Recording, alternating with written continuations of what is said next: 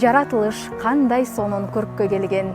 Бак дарактар жап-жашыл түскө келген. Түркүн куштар бак аралап сайрашып, ачылып гүлдөр жайнап, адамзатка эргүү берген.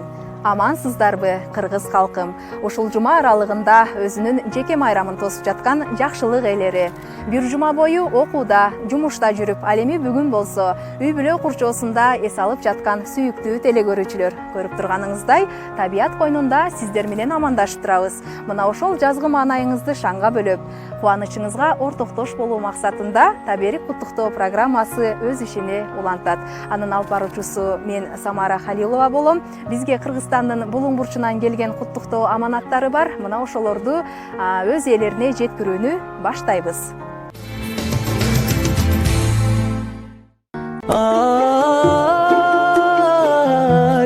жан апам, ой,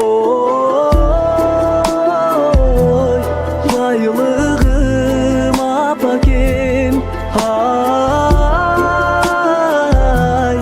бары сен.